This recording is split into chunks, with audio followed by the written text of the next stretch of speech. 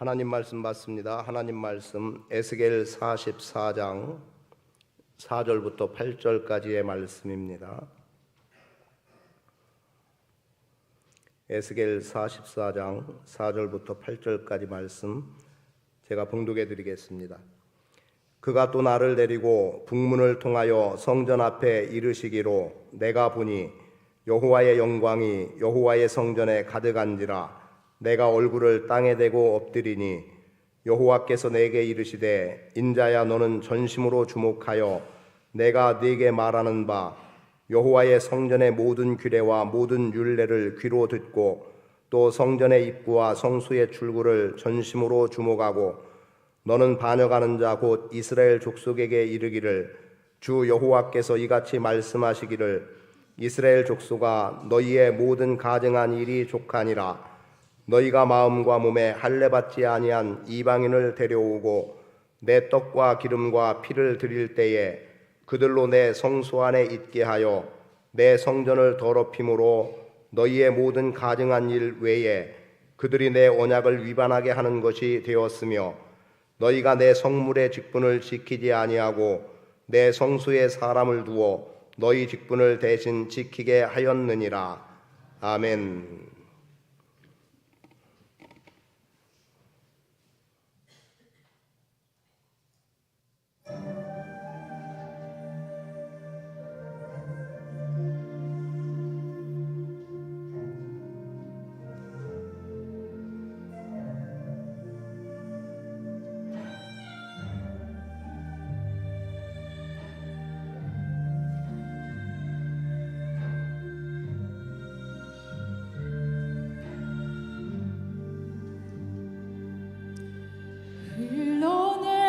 흘러내리는 눈물의 의미를 이제 난 알 수 있겠소. 죽어가는 영혼 바라보시는 아버지의 마음 이제 더 이상 바라볼 수 없고 그들에게 나 달려가겠소. 영원한 생명 그 십자가 나 따라가오. 세상 날 버려도 지쳐 쓰러져도 난 놓을 수 없는 십자가. 생명을 구할 수만 있다면 그들 주를 볼 수 있다면 나의 생명이라도 두고 가겠소. 주님 가신 그 길처럼 단 한 번만이라도 아버지 위해 아낌없이 드릴 테요.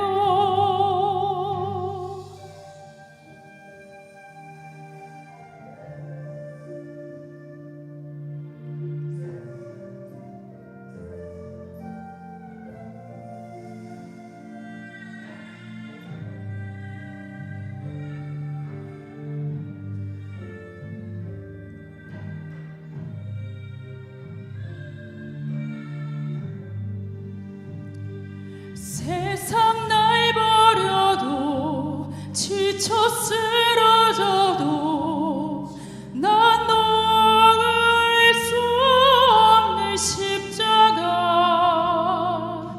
생명을 구할 수만 있다면 그들 주를 볼 수 있다면 나의 생명이라도 두고 가겠소. 주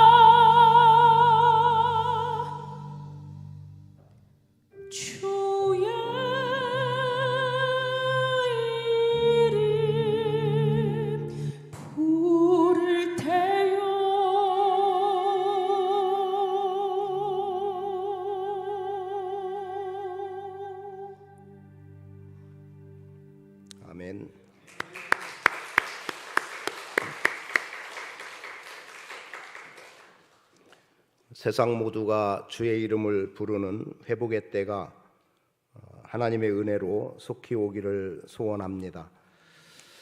본문 말씀의 시작은 사실상 에스겔 40장으로부터 시작이 되는데요.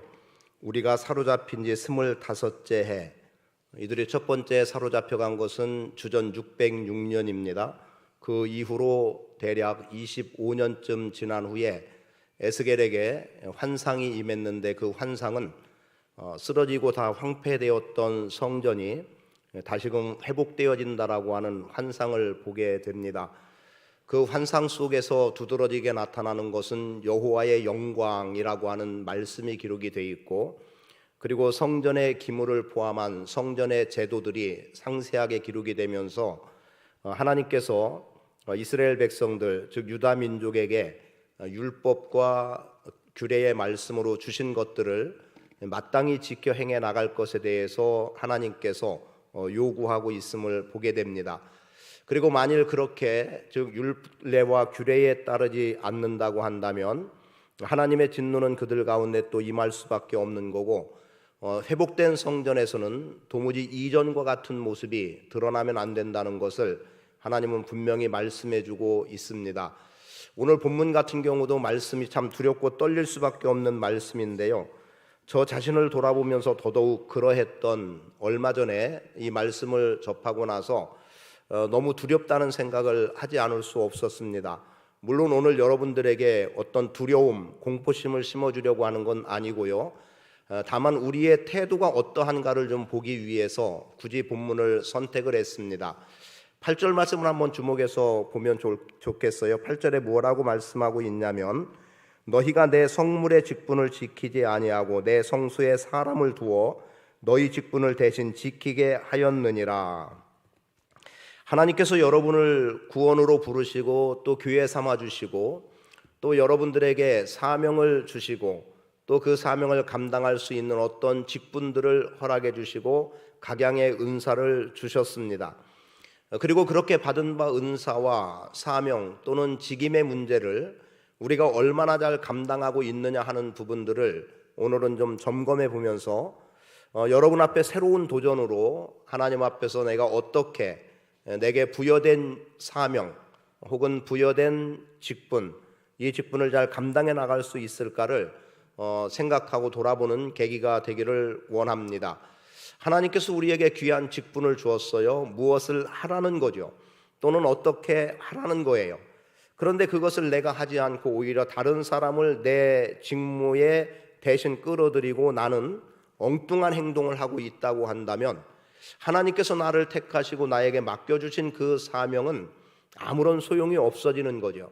물론 하나님께서 내 대신 다른 사람을 통해서 일을 이루어 가겠지만 내가 대신해서 세워놓은 그 사람이 정말 하나님의 뜻에 합당하게 그리고 대신 세워놓은 사람의 뜻에 온전하게 일을 이루어 나갈 것이냐, 그렇지 않음을 보여주는 겁니다. 특히 다른 사람을 세웠다라고 하는 것에는 앞의 내용에 보면 이방인을 세웠다라고 하는 것으로 충분히 이해될 만한 말씀이 되고, 그래서 이방 사람들이 성전에 들어와서 그들이 제사의 일을 감당하고 있다? 있을 수 없는 일이었습니다. 오늘로 말한다면 믿지 않는 사람들이 교회로 나와서 예배하는 것 당연하죠.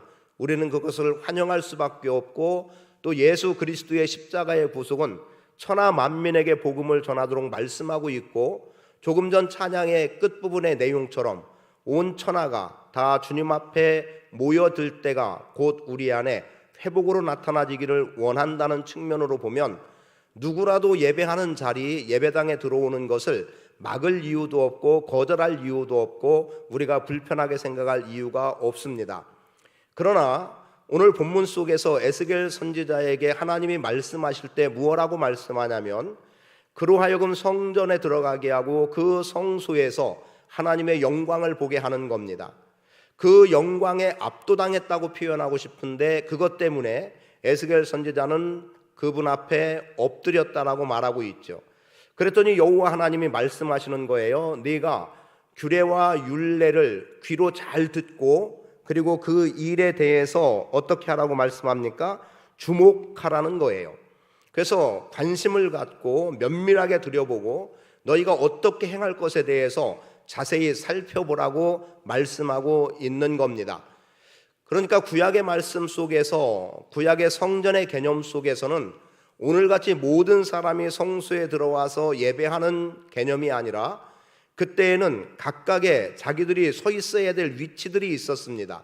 예를 들면 성소라고 말할 수 있는 성소에는 대제사장 혹은 제사장들이 들어갈 수 있었고 그 밖으로 제사장의 뜰이 있었습니다. 그냥 전체적인 개념으로 본다면, 확대 개념으로 볼 때 제사장의 뜰이 있고 유대인의 뜰이 있고 여인의 뜰이 있고 이방인의 뜰이 있었어요. 그런데 이 뜰이라고 하는 개념은 경계가 돼 있어서 이방인이 여인의 뜰로 들어올 수 없고 여인들이 유대인의 뜰로 들어올 수 없고, 이 유대인의 뜰은 달리 말하면 남자의 뜰이라고 표현할 수도 있습니다. 그리고 이 남자들, 유대인들이 제사장의 뜰에 들어올 수 없는 것은 철저한 주님께서 정해놓은 경계선이 있었기 때문이었어요. 그런데 지금 말씀은 뭐라고 말하냐면 제사장들만 들어가야 될 이 성소에 들어올 수 없는, 경계를 넘을 수 없는 이방인들이 여인의 뜰을 침범하고, 그리고 유대인의 뜰을 침범하고, 그리고 제사장의 뜰을 침범해 들어와서 그들이 하나님의 성소에서 제사하고 있음을 보여주는 겁니다.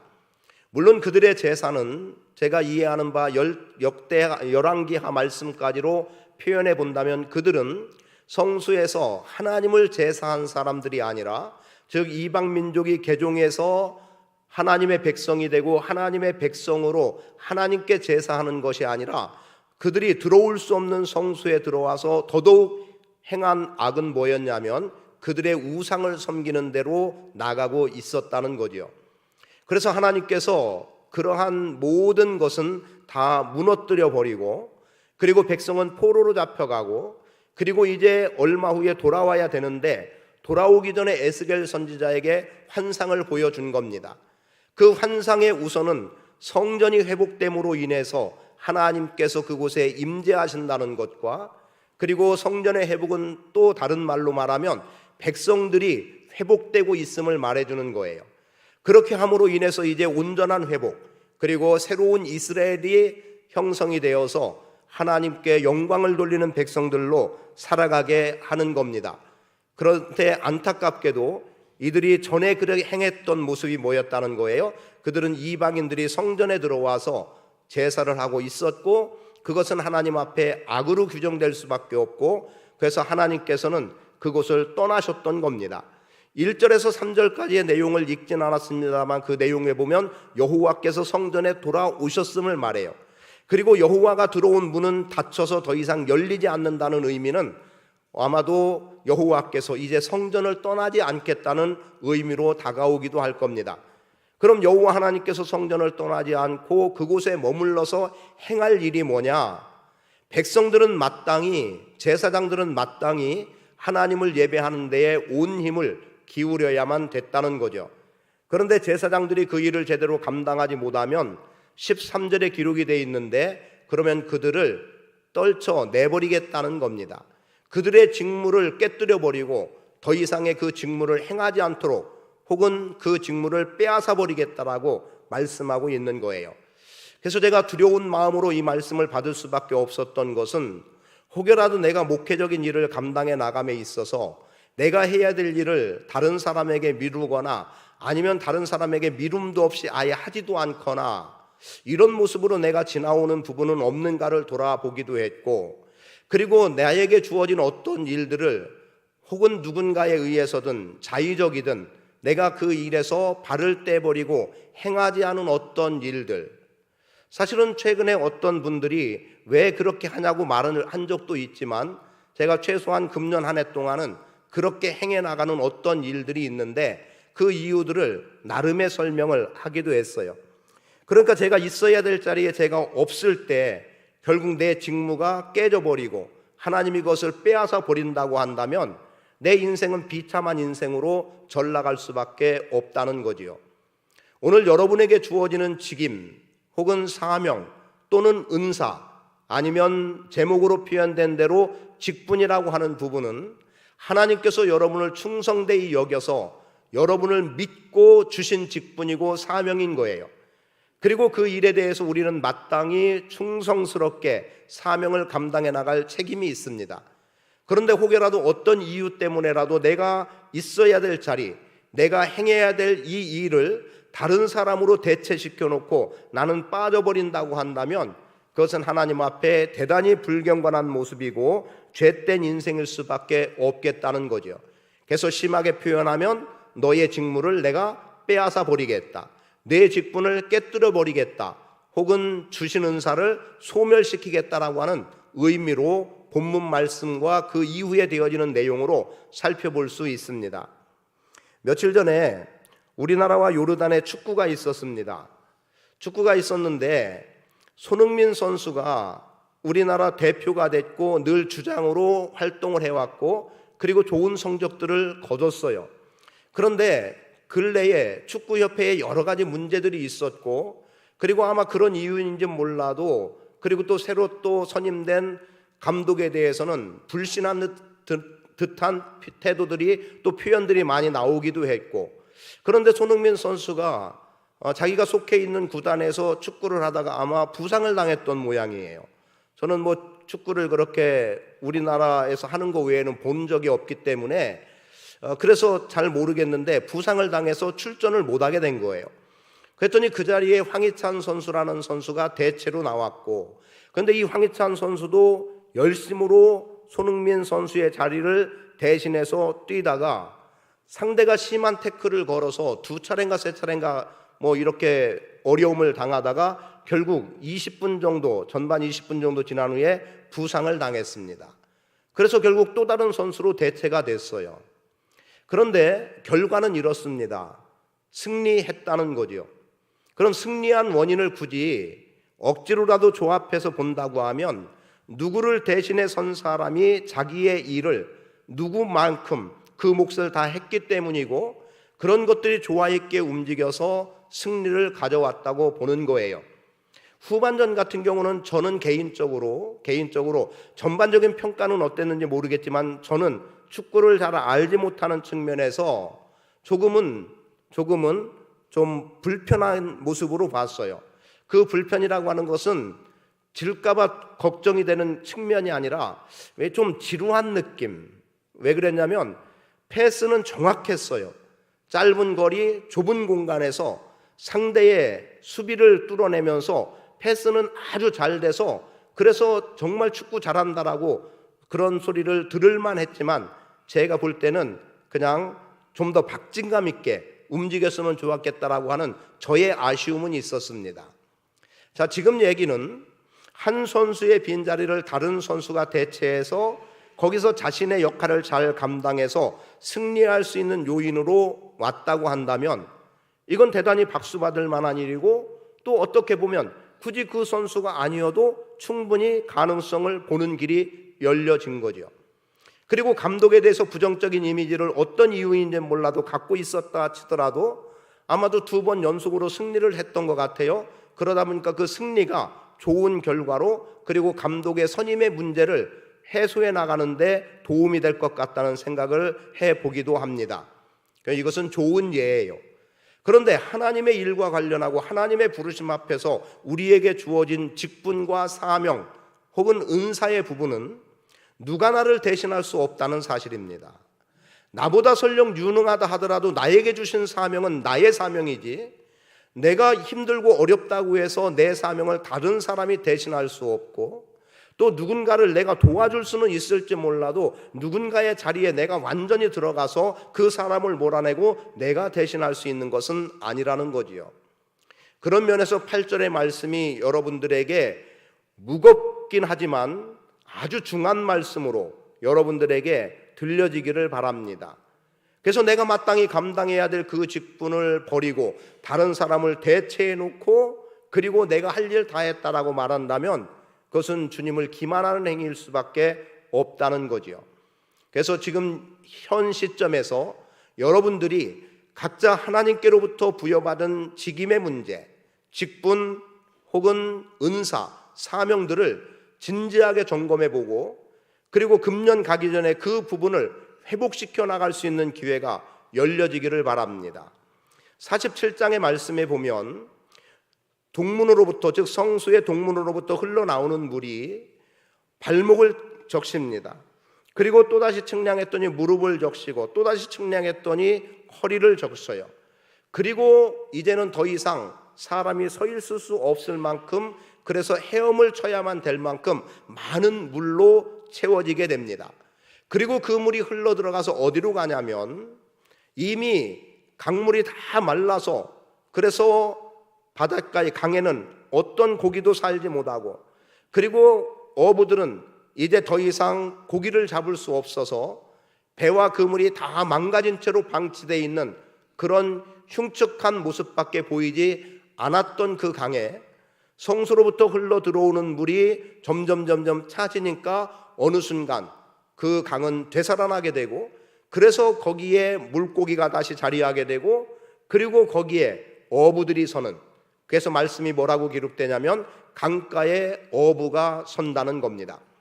저는 오늘 여러분들이 하나님께로부터 부여받은 사명을, 직분을 잘 감당함으로 인해서 강가에 어부가 섬 같은 역사가 우리 교회 안에 일어나기를 원합니다.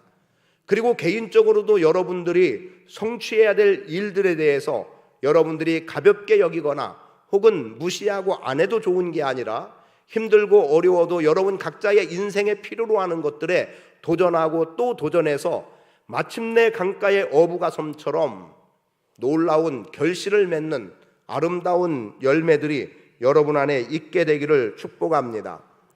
성경에서 직임과 관련한 부분에 이런 표현이 나옵니다. 에베소서 4장 11, 12절 말씀인데요, 그가 어떤 사람은 선지자로, 어떤 사람은 사도로, 어떤 사람은 목사로, 어떤 사람은 교사로, 이런 개념으로 어떤 사람에게 어떤 직분, 직임의 문제를 말씀해 주고 있어요. 그리고 그렇게 주신 이유를 뭐라고 말하냐면 성도를 온전하게 하고, 그리고 봉사의 일을 하게 하고요, 그리고 아주 중요한 말씀 하나를 표현하고 있는데 그리스도의 몸을 세우기 위함이라고 말씀하고 있습니다. 오늘 여러분들을 직분으로 불러내 주시고 여러분들에게 사명을 주신 주님의 뜻, 목적은 여러분으로 하여금 주님의 몸된 교회를 세우기 원하심 속에 있다는 것을 알아야 합니다. 그래서 내가 있어야 될 자리와 내가 행할 일들에 대해서 내가 벗어나진다면 그것은 교회의 기능을 감당할 수 없는 거고 그리스도의 몸의 한 부분이 훼손되어 버리고 마는 거예요. 그래서 여러분은 여러분에게 주어진 각양의 은사와 직분의 문제가 여러분에게 가장 중요한 일이고, 그리고 이것이 주님께로부터 주어진 일이기 때문에 영광스러운 일이라는 것을 확신하고 나갈 수 있어야 합니다. 주님께서 직접적으로 부르셔서 어떤 사명을 주시기도 하고, 또 교회가 일정한 어떤 제도에 의해서 직분을 주고 그리고 또 어떤 사명을 부여하는 것도 있어요. 하나님이 직접 주신 것은 교회가 주님의 이름으로 부여한 것이든 이 모든 것은 다 하나님께로부터 온 겁니다. 사람의 손에 의해서 되어진 거라 할지라도 그것이 주님의 이름으로 교회가 하나로 결의돼서 되어진 일들은 다 주님께서 허락해 주신 주님의 뜻 가운데 되어진 일이라는 것을 알아야 돼요. 그러하기 때문에 오늘 여러분들에게 주어진 각양의 은사와 직분은 하나님께로부터 왔다는 것을 확신하고 그리스도의 몸을 세워나가는 일에 힘을 기울일 수 있기를 원합니다. 오늘 본문 말씀, 여호와의 영광이 가득한 성전을 선지자는 본 거예요. 그리고 선지자는 그 영광이 성전 안에 가득한 것을 보고 얼굴을 땅에 대고 엎드리게 됩니다. 성전의 기능이 회복되면서 여호와의 임재가 경험되는 것을 에스겔 선지자는 환상을 통해서 경험하고 있는 거예요. 그리고 여호와께서 무엇라고 말씀하냐면 성전에 대한 모든 규례와 율법에 대하여 말하는 것을 마음속에 잘 간직하라고 말합니다. 그리고 성수의 입구와 출구에 대해서, 성전의 모든 입구와 성수의 모든 출구에 대해서 주의하라고 말씀하고 있어요. 이 주의하라고 말씀하고 있는 것이 성전의 모든 입구, 뭐예요? 사람이 들어오는 거예요. 그리고 성수의 모든 출구, 뭡니까? 제사장이 직무를 마치고 나오는 거예요. 그런데 거기에 대해서 주의하라는 겁니다. 왜일까요? 앞에서 언급한 그대로라고 하면 다른 사람이 자기의 영역을 넘어 들어오는 거예요. 지금 성전의 문, 입구는 마땅히 들어갈 사람들만 들어가야 되는데 그걸 다른 사람들이 침범해 들어오는 것을 용납해서는 안 된다는 거죠. 언제? 새로운 성전이 세워질 때, 하나님께서 회복시킬 때, 너희가 전에는 그리 행한 것 때문에, 너희가 행할 일을 버렸기 때문에 되어진 일이지만 이제 회복되는 성소에서는, 성전에서는 결코 이방인들이나 거기에 합당치 못한 사람들은 들어와서는 안 된다고 말씀하고 있는 거죠. 그런데 그런 사람들을 누구라고 지칭하고 있습니까? 몸과 마음에 할례를 받지 않은 이방인이라고 말씀하고 있는 거예요. 그래서 여호와의 성물의 직분을 지키지 않고 도리어 사람을 두어서 그들로 대신 성전을 지키게 하는 일, 결코 있어서는 안 된다는 거죠. 그래서 여기쯤에서 여러분들에게 말씀드려요. 여러분 각자 하나님께로부터 받은 바 은사의 문제, 직분의 문제들, 혹여라도 조금이라도 소홀히 하거나 아니면 내게서 멀리 떨쳐냈거나 아니면은 가볍게 여기고 행하지 않은 어떤 일들이 있다고 한다면 그 일 다시 견고하게 붙잡을 수 있기를 원합니다. 그래야 하나님께 영광이 되어지고 그래야 교회의 몸이 온전하게 세워지는 거예요. 그래서 오늘 여러분들이 점검해 나갈 것은 하나님이 나를 부르신 그 목적에 합당한 직분, 사명, 여러분들이 점검하시고 그 일에 헌신하며 나갈 수 있게 되기를 축복합니다. 봉사의 일 어떻습니까? 내가 마땅히 행해 나가야 될 봉사, 이 부분만 좀 잠깐 언급해 본다면 저는 여러분들 모두가 다 봉사의 일에 힘을 기울이면 좋겠어요. 저는 마음속에 늘 담고 있는 것 가운데 하나는 제가 주일 외에 주중에 아주 기분 좋은 날은 토요일입니다. 왜 토요일이 좋은지 아세요? 주일이 내일이기 때문에 토요일이 좋은 것도 있지만 토요일에는 최소한 누가 나오고 있냐면 식사 봉사자들이 나오고 있고 청소 봉사자들이 나오고 있다는 거지요. 그들과 물론 친밀하게 어떤 교제를 많이 나누고 그러지는 못해요. 그러나 그분들이 우리 이 처소 안에서 움직이고 있다는 것, 무언가 주의를 위해서 열심으로 행하고 있다는 것에 너무 좋은 거예요. 그리고 실제로 제가 가장 안타깝게 여기는 것 가운데 하나는 그러면 하면 되죠라고 하겠지만 쉽지 않은 일 하나가 있어요. 어느 순간 토요일에 모여졌던 청년 모임이 없어져 버리고 토요일에 모여졌던 학생 모임이 없어져 버린 거예요. 모여지지 않는 거죠. 다 자기 바쁨을 핑계댑니다. 그리고 토요일까지 나오기는 너무 힘들다는 거예요. 그리고 한 사람 한 사람 자신들이 속해 있는 청년이 청년부에 모이지 않고 학생이 학생부에 모이지 않고 이런 일들이 지금 많이 일어나졌고 이미 굳어져 버린 상태가 돼버리고 말았어요. 그러다 보니까 토요일은 청년 학생들이 그래도 좀 더 모였던 모습이 어느 순간 보여지지 않는 것은 개인적으로 아주 안타깝게 생각하는 모습이기도 합니다. 그래서 제가 지난주에도 그런 얘기를 했어요. 학생들, 청년들이 토요일에 모일 수 있는 방법들을 한번 다시금 찾아보라는 거였어요. 쉬운 일은 아니고 되지 않을 수도 있지만 다시 한번 찾아보려는 노력을 하고, 물론 한 번 더 나와서 억지로 앉혀보고 그렇게 하자는 의도는 아니에요. 그러나 주님 전에 한 걸음 나와서 하나님을 예배하고 열심을 내는, 그래서 뭔가 교회가 살아있는 것들이 보여지는 일이 우리 안에 필요하지 않은가 싶은 거예요. 자, 봉사의 일, 어느 순간 청소하는 사람들의 청소가 사라져 버렸습니다. 안타깝죠? 그리고 몇몇의 다른 분들이 청소를 하고 있어요. 그건 그분들의 일이고 자신이 하던 일을 왜 다 놓고 마느냐는 거죠. 물론 제가 개인적으로 무엇라고 하진 않았습니다만 해야 됩니다. 자, 그러면 지금은 그렇다 치고요. 그럼 내년부터라도 아니면 이번 주 토요일부터라도 여러분들이 자원에서 나와서 예배당을 청소하며, 또는 청소가 아니면 이 자리에 앉아서 주의를 위해서 누가 예배당에 나와서, 아니면 자리 하나라도 위치를 안다면 누가 여기 이 자리에 앉아서 예배할 텐데 이 자리가 공석이 되지 않도록 참여해서 하나님의 은혜를 받을 수 있도록 기도하는 것도 커다란 일 가운데 하나일 것 같습니다. 봉사의 일 하려 하지 않고 보이기식으로 하고, 또 자신이 마땅히 해야 됨에도 불구하고 하지 않아서 다른 사람이 하면 그제서 끼어들어서 하려고 하고, 이런 일들이 우리 안에 일어나서는 안 된다는 거죠. 내가 감당해야 될 몫이고 내가 해야 될 직분의 문제고 사명의 일이라면 다른 누구와 상관없이 나는 열심으로 감당해 나가면 되는 거예요.